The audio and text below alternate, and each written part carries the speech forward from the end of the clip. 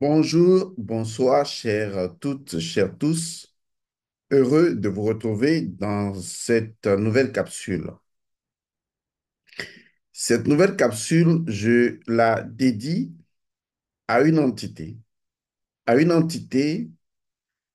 la plus dangereuse de toutes les entités, une entité qui a pris possession de toute l'humanité, qui a pris possession des humains, une entité qui est aujourd'hui érigée en rang de divinité, une entité qui a compromis complètement votre relation avec la nature et le naturel. C'est une entité qui crée énormément de dégâts dans votre conscience jusqu'à créer une conscience de cette entité. Mais malheureusement, vous n'en avez point conscience et c'est ma responsabilité de vous amener à prendre conscience et à sortir de cette possession. Et si vous avez conscience de cette possession, vous allez vous en affranchir. Il est important de savoir que la base de la spiritualité ancestrale, de toute spiritualité fondamentale, primordiale, archaïque, ancestrale, repose sur une seule et une chose commune à toutes les spiritualités endogènes. Il s'agit de vivant, de l'ordre du vivant. Toutes les spiritualités archaïques, toutes les spiritualités traditionnelles, endogènes, animistes, fondamentales et primordiales parlent toujours de vivant. Tout est de l'ordre du vivant. Cela veut dire qu'en réalité, la conscience du vivant préexiste, existe dans l'esprit de tout métaphysicien animiste parce que c'est ce qui fonde même l'identité de la Mahat. L'organisation mahatique repose sur la conscience du vivant et le fondement même de l'animisme repose sur la conscience du vivant. J'insiste énormément sur le vivant et la conscience du vivant pour que chacun comprenne où est-ce que je voudrais bien sûr aller et où se trouve aujourd'hui non seulement la compromission, la possession, et où se trouve naturellement le diabolisme. Si vous ne sortez pas de ce que je vais vous expliquer, vous êtes mort, même si vous avez l'impression, même si vous avez l'illusion d'être vivant. Le plus grand crime qui soit commis, non seulement envers la nature, mais pis encore, envers votre propre conscience, c'est lorsque vous n'avez pas réalisé, que vous ne réalisez pas que tout ce qui existe et le fait même de l'existence relève de l'ordre du vivant. Qu'en réalité, tout ce qui existe vit, que tout ce qui existe a de la vie, que tout ce qui existe est vivant. Il faut faire la différence entre le fait du vivant humain qui est basé sur des constatations biologiques comme la respiration et autres. Il ne faut pas confondre avec le vivant des autres espèces parce que nous sommes des espèces différentes à tous les niveaux et nous avons notre vivant différent l'un de l'autre. Mais si on se base uniquement sur le vivant de l'être humain et qu'on veut universaliser ce vivant de l'humain, eh bien, il est normal qu'on ne réalise pas que des choses soient également vivantes. J'ai assisté une fois à un échange qui a eu lieu sur Internet où un professeur disait à ses élèves qu'il y a des choses qui étaient inanimées et donc qui n'étaient pas vivantes et qu'il y a des choses qui étaient vivantes. Et vous vous rappelez que également, lorsque vous avez commencé les cours élémentaires, on vous a raconté cette connerie. Et on vous dira par exemple que la pierre n'est pas vivante, mais que la chenille est vivante. Et donc, à un moment donné, l'éducation vous a fait une séparation nette, vous a montré qu'il y a des choses qui ne vivaient pas, comme la pierre, comme la chaise, comme la table, comme l'armoire, comme le cahier, et j'en passe, et qu'il y a naturellement d'autres choses qui étaient en vie et qui étaient constatables et qu'on pouvait citer comme les plantes, les animaux, les êtres humains, etc. Et vous avez fonctionné avec cet état de fait. Et vous avez grandi avec cet état de fait. Et vous avez catégorisé votre perception en des choses vivantes et en des choses non vivantes. Seulement, la métaphysique spirituelle africaine, animiste fondamentale, ne fonctionne pas de cette façon.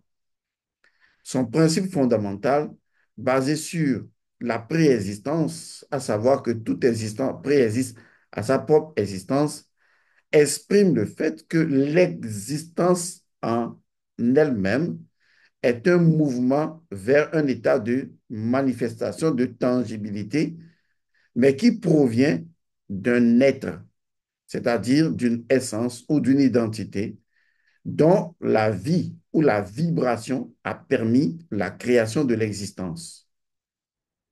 Il va sans dire donc que l'existence est faite d'énergie, de vibration et de fréquence, et que ces éléments sont l'indice indispensable qui permettent de relever de façon viventielle l'existence du vivant.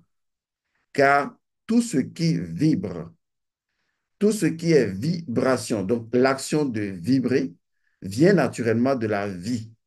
Car la vibration, l'action de vibrer, vibrer, c'est la vie en mouvement. Et quand la vie est en mouvement, eh bien, la vie vibre et cela donne des vibrations, des fréquences. Et l'énergie est vivante parce que l'énergie est constitutive de vibrations d'énergie. Ce qu'il faut donc comprendre à la base, c'est qu'on vous a menti sur ce qui serait vivant et ce qui ne serait donc pas vivant. Et donc, un seau d'eau, eh bien, ce n'est pas vivant. Et on ajouterait, et j'en arrive, au fait que c'est même artificiel et qu'il y a même des choses naturelles qui ne sont pas vivantes. Et j'ai cité l'exemple de la pierre, par exemple, ou d'une feuille qui est tombée déjà de son arbre. On dira que ben, peut-être elle n'est plus vivante. Ou on dira de beaucoup d'autres choses naturelles, comme le coquillage, par exemple, que ce n'est pas vivant. Mais personne ne vous dit sur quel élément on se base pour dire que ce n'est pas vivant, puisqu'en fait, la vie, eh bien, c'est d'abord et avant tout l'existence. La vie, c'est avant tout l'existence. S'il y a existence, c'est qu'il y a un mouvement vibratoire qui va à une manifestation donnée.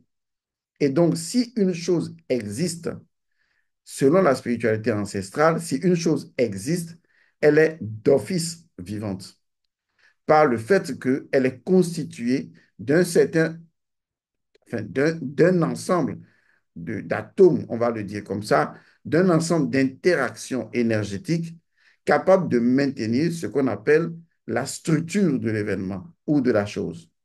Et donc, tout ce qui est une structure, eh bien, est une existence et possède une énergie structurante. L'énergie structurante définissant naturellement la réalité de la vie de la chose. Par exemple, lorsqu'un corps physique décède, eh bien, il y a déstructuration. Et donc, les éléments qui étaient ensemble une composition, eh bien, commencent à se décomposer, à se déstructurer. C'est tout à fait normal.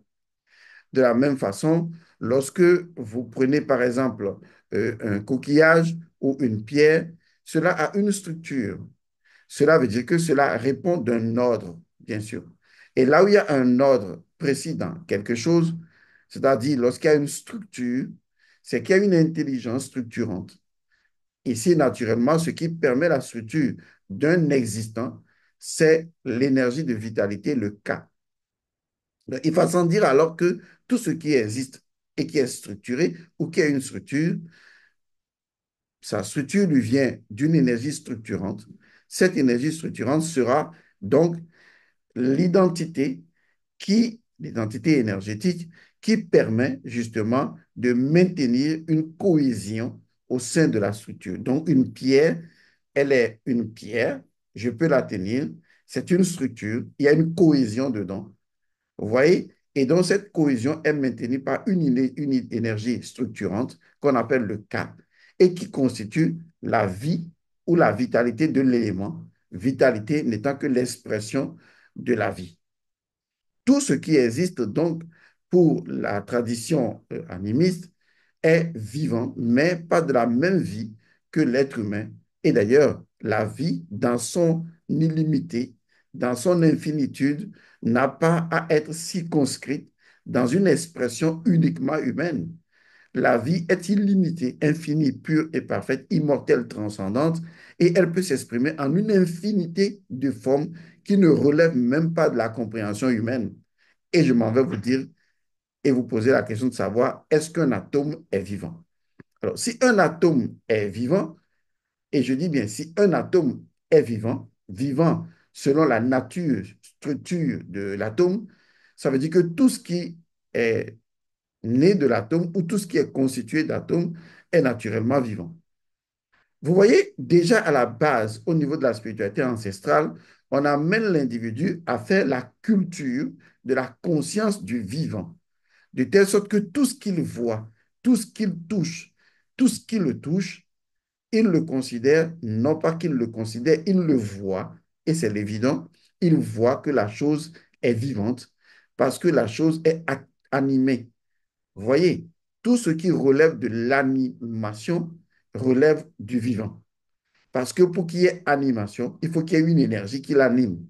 Il faut qu'il y ait donc une âme qui l'anime et donc tout cela relève du vivant. Une chaise, naturellement, est vivante, même si elle est en plastique, par le simple fait qu'elle est déjà tenue dans une structure. Elle n'est pas déstructurée, elle est encore dans une structure, elle tient, elle vous permet de vous asseoir. Ce qui permet sa structure, c'est un ensemble d'atomes qui se sont retrouvés dans une forme de cohésion, générant ainsi une énergie structurante permettant la cohésion de cette chaise. Cette énergie structurante de cette chaise, qui en a une existence, est déjà la vie qui anime la chaise. Et donc, on peut polariser cette énergie, on peut la déstructurer, on peut la transformer. Donc, tout ce qui existe est constitué d'énergie et l'énergie est fondamentalement vivante. Cela veut dire que tout ce qui existe est naturellement vivant. Alors, où est-ce que je voudrais aller avec cette présentation? Je voudrais que vous compreniez le danger qui se profile à l'horizon.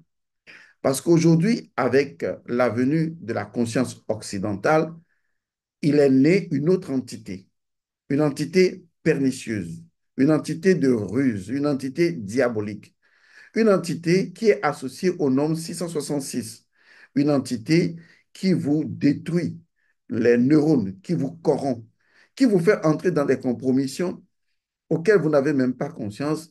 Et c'est une entité visiblement qui a pris totalement possession de vous. Je l'ai appelée l'entité de l'artificiel. L'artificiel se définit généralement comme ce qui n'est pas naturel. J'ai cité tout à l'heure la chaise, j'ai cité un certain nombre de choses.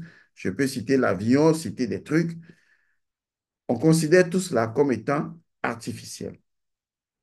Tout ce qui est associé à l'artificiel est considéré comme opposé à la nature. Pourtant, eh bien, il a fallu et des lois naturelles et des corps, matière et physique de la nature pour constituer justement ce que nous appelons artificiel. Et pourtant, il est né aujourd'hui une entité artificielle et une entité qui a pris possession des gens, qui possède les gens, qui les rend complètement pernicieux et complètement idiots et leur font croire que, eh bien, il y a des choses qui ne relèvent pas de l'ordre du vivant. Cette conscience naît beaucoup plus en Occident, où les gens vivent dans de la technologie, dans une forme de ce que je vais appeler de suréquipement qu'ils confondent à du développement, puisque beaucoup n'en sont pas heureux, beaucoup ont des maladies mentales. Et ces gens vivent dans des endroits très huppés, très riches, avec un environnement magnifique, très artificiel. Mais le problème, ce n'est pas que l'environnement soit artificiel. Soyons sérieux. Un environnement peut être artificiel, comme les murs d'une maison. Vous voyez, comme tout ce que vous avez, comme tout ce qu'on peut mettre dans une maison, des plastiques, et comme une voiture, construire sa maison et avoir une grande quantité d'artificiel. Le problème n'est pas l'artificiel. Le problème, c'est justement de considérer l'artificiel comme artificiel. Et donc, d'artificialiser l'artificiel. Là, on va me dire, Monsieur Godson, l'artificiel, c'est l'artificiel. On ne peut que l'artificialiser si le verbe existe. Non, ce n'est pas comme ça que ça marche.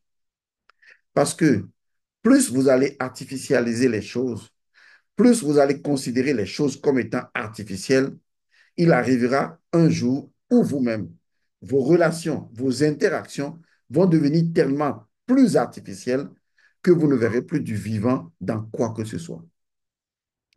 L'artificiel, lorsque c'est considéré comme artificiel, développe en vous une conscience qu'on appelle la conscience artificielle. Beaucoup de gens ont aujourd'hui une conscience périphérique, une conscience totalement artificielle. Le danger de cette conscience artificielle, c'est par exemple lorsqu'il y a des décès, des morts, des milliers de morts à Gaza, les gens ne voient plus ce qui est humain. Ils ne voient que le nombre, 10 000 morts, 15 000 morts. En fait, les nombres viennent tout simplement rendre compte d'une information.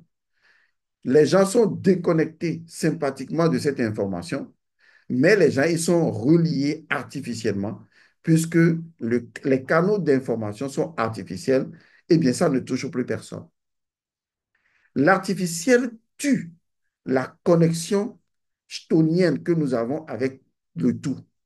L'artificiel crée ce que je pourrais appeler des rubans adhésifs, crée des plastiques pour nous déconnecter du circuit électrique entre tous les êtres. Et il n'y a rien de plus dangereux. Non pas l'artificiel, je le précise, mais la conscience de l'artificiel. C'est deux choses différentes. Je vous l'explique. C'est vous qui pourrez dire maintenant, c'est un exemple, que ce papier-là est artificiel, n'est-ce pas? Mais plus vous dites que c'est artificiel ou que ce portable est artificiel, plus vous artificialisez votre conscience. Parce que votre conscience est une. Soit elle va dans le fait que tout ce qui existe est vivant et relève de l'ordre du vivant, soit elle admet que telle chose est artificielle, mais elle ne peut pas admettre que telle chose est artificielle et telle autre chose ne l'est pas. Donc, au fur et à mesure que vous considérez les choses comme étant artificielles, vous artificialisez votre conscience et vous vous éloignez encore plus du naturel. Le naturel ne se définissant pas comme les choses de la nature, non. Le naturel se définissant plutôt métaphysiquement comme étant l'énergie stonienne qui relie tous les éléments en une unité indissociable. L'artificiel est une rupture au sein des éléments de la nature. Du moins, la conscience de l'artificiel est une rupture entre les éléments de la nature. La plupart des gens qui vivent à l'étranger, ils vous diront, mais là, nous n'avons plus de terre, nous n'avons que les murs, nous n'avons que... Et ce sont des gens qui ont vécu dans un milieu où, en fait, toute la magie de la nature leur a été enlevée. Il n'y a que des choses artificielles. Mais je le répète, le problème, ce ne sont pas les choses artificielles. On en a besoin pour, pour exister. Mais le vrai problème, c'est ne pas développer la conscience du vivant à l'intérieur même de ce qui est artificiel. C'est de continuer à artificialiser votre conscience parce que vous estimez que tout ce qui vous entoure est artificiel et de perdre de vue l'identité fondamentale même de l'existence qui précise que ce qui existe n'existe que par rapport à une préexistence de son existence.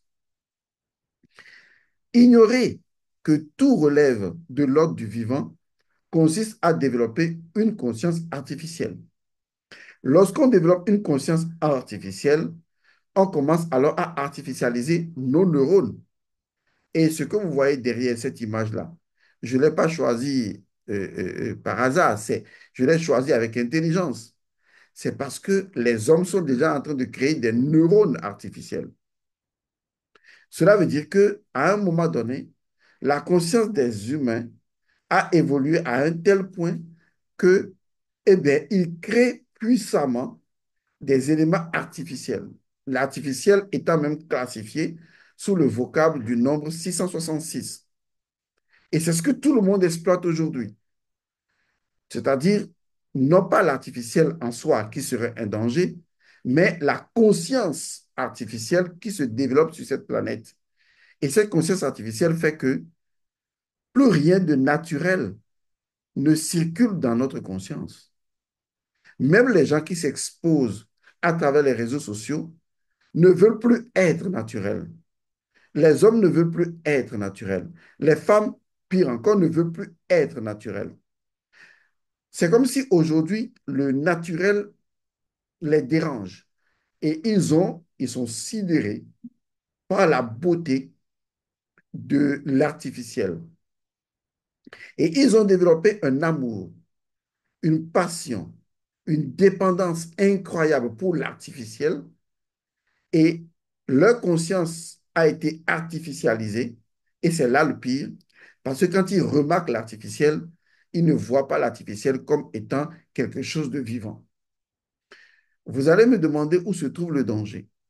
Le danger, c'est que la conscience artificielle, la conscience qui, dans sa perception, voit des choses artificielles, tue la vie de la conscience et crée ce que je pourrais appeler une conscience morte.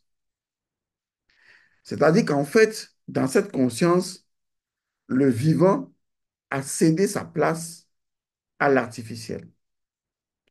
Que l'individu est même incapable de voir le vivant dans l'artificiel pour que son énergie chthonienne passe même à travers l'artificiel pour le connecter à l'ensemble de tout. Mais malheureusement, l'artificiel et le fait d'avoir artificialisé la conscience a créé ce qu'on appelle des éléments de rupture entre la circulation chthonienne qui existe à l'intérieur de lui. Comme par exemple, lorsqu'on veut empêcher le courant de circuler, on met des éléments qui l'empêchent de circuler. L'artificiel est devenu cela. C'est assez triste de remarquer que les gens ne voient pas qu'en réalité, la folie, le déséquilibre, les dysfonctions de leur propre structure énergétique vient justement du fait que la conscience qu'ils adoptent à l'égard de ce qui les entoure et qui devient de plus en plus une conscience artificielle est contraire au cas, est contraire à la vie du cas, est contraire donc à l'énergie de vitalité. C'est là que vous ne voyez pas le danger. L'artificiel crée facilement le cancer.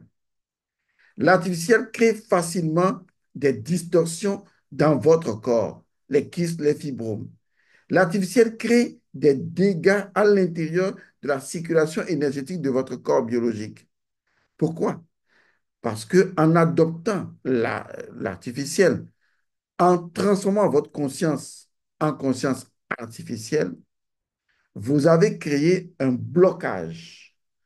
Vous avez créé une isolation. Vous voyez le mot qu'il fallait entre votre énergie du cas, votre énergie de vitalité et votre corps. En fait, votre conscience était censée libérer toute la vitalité, initier la vitalité, je vous le dis de façon terre à terre. Premièrement, initier la vitalité. C'est ce que votre conscience est censée faire, initier la vitalité. maintenir la vitalité et amplifier la vitalité. C'est ce que votre conscience est censée faire.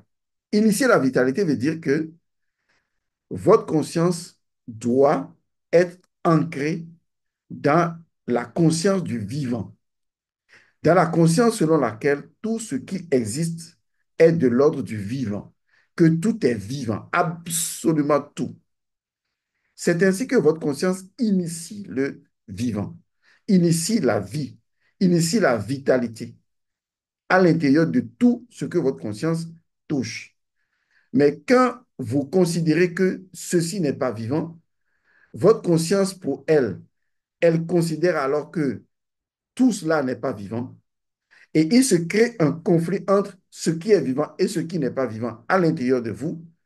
Votre énergie conscientielle est divisée en elle-même et naturellement, à l'intérieur de votre corps où circule l'énergie de vitalité, il y a également ce conflit. Vous devez arrêter ce conflit. Et la seule façon de l'arrêter, c'est de savoir que absolument tout, sans aucune exception, même une aiguille à coudre, est vivant.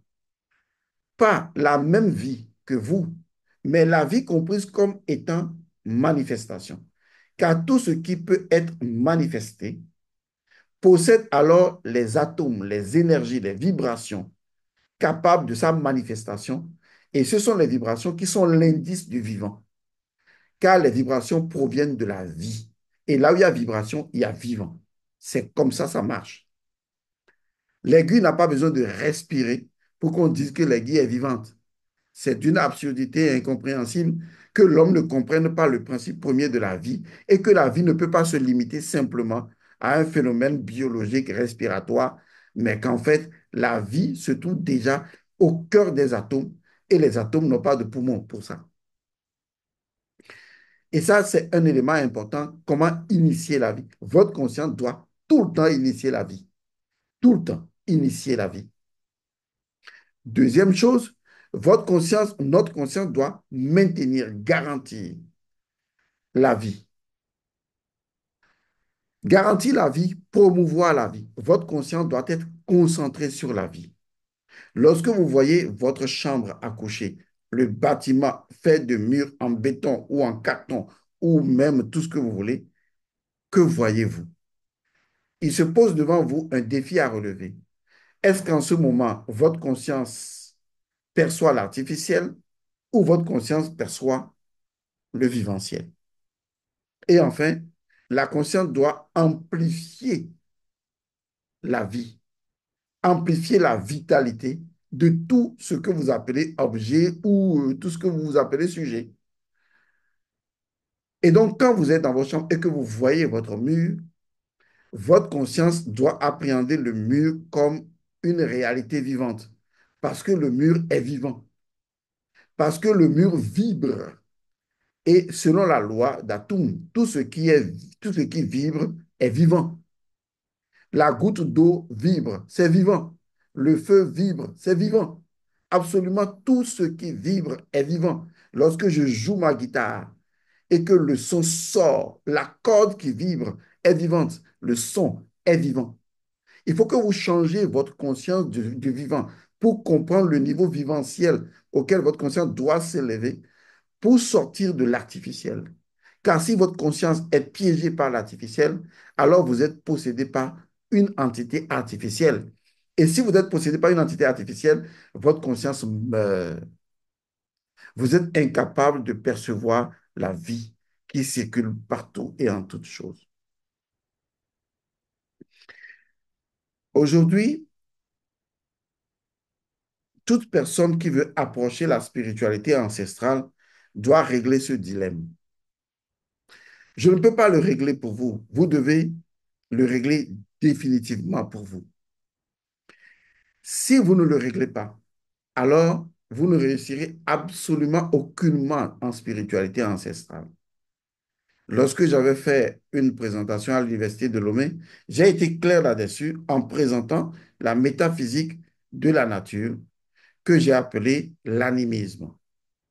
Vous entendez métaphysique de la nature. Ceci sous-entend déjà que la nature elle-même possède un état méta. qui permet à la nature d'exister en tant qu'existence touchable au sens. Cet état méta est la vie même de la nature. Et si la nature dans sa globalité est vivante, quels que soient les éléments de la nature, c'est absolument vivant. Et quelles que soient les combinaisons de tous les éléments de la nature et même les éléments les plus transformés, eh bien, cela relève toujours de l'ordre du vivant. Si votre conscience ne peut pas faire ça, si votre conscience ne peut pas percevoir H24 du 1er janvier au 31 décembre de façon permanente, si votre conscience ne peut pas atteindre la conscience du vivant et percevoir la vie en tout ce qui existe, n'entamez pas la spiritualité ancestrale parce que vous allez échouer. Lorsque je vous demanderai de parler à votre pagne, vous ne comprendrez pas pourquoi je vous le demande. Et pourtant, c'est exactement ce dont je parle. Le pagne est vivant. Il faut que vous sortiez de la définition du vivant. On n'est pas ici en train de définir le vivant. On est ici en train de symboliser, de comprendre la dimension symbolique, métaphysique du vivant, en reposant notre conscience sur les principes qui fondent le vivant. C'est ça l'élément premier de la Mahat.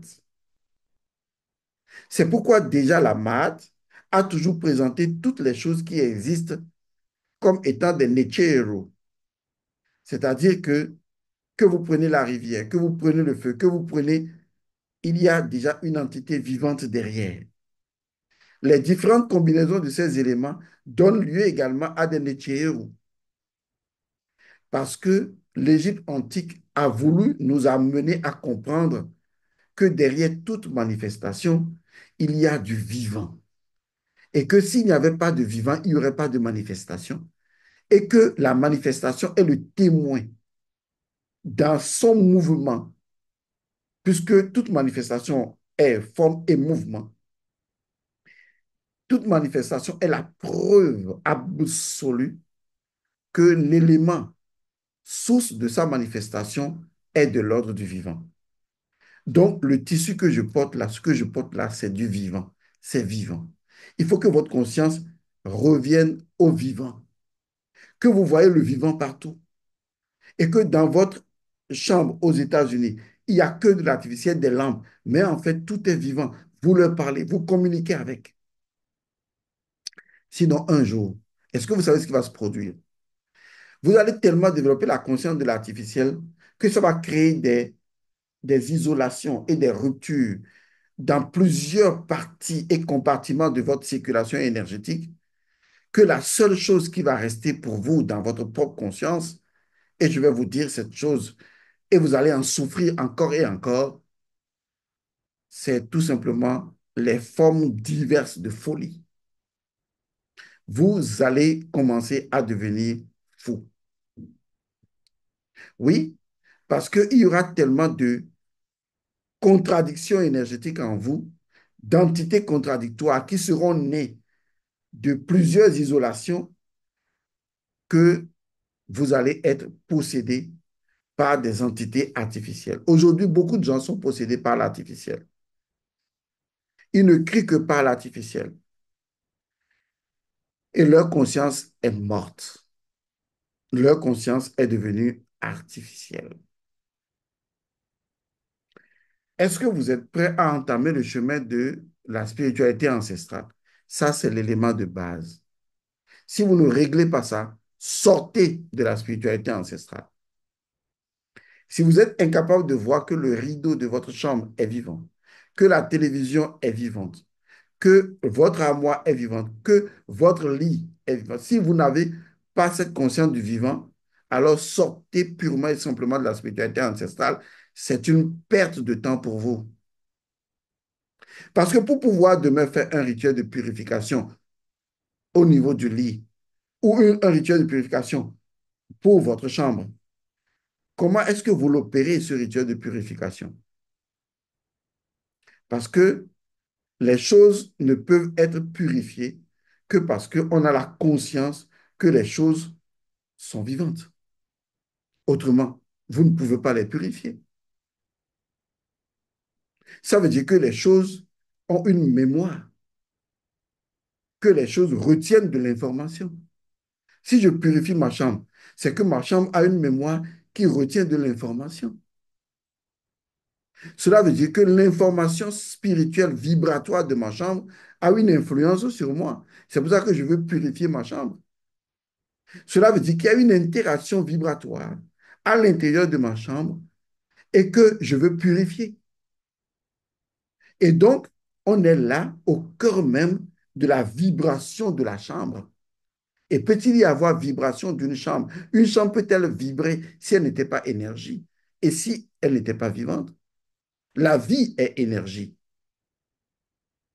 L'énergie est vie. L'énergie est vivante. À quel moment vous le comprendrez? Arrêtez d'artificialiser votre conscience. Arrêtez de rendre votre conscience trop périphérique, trop artificielle. Cela finira par vous tuer.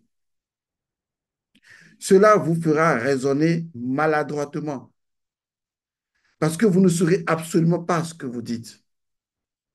Vous allez vraiment raisonner en toute logique, mais vous allez être déshumanisé et vous allez être inhumain. Je vous le garantis. Regardez cette planète.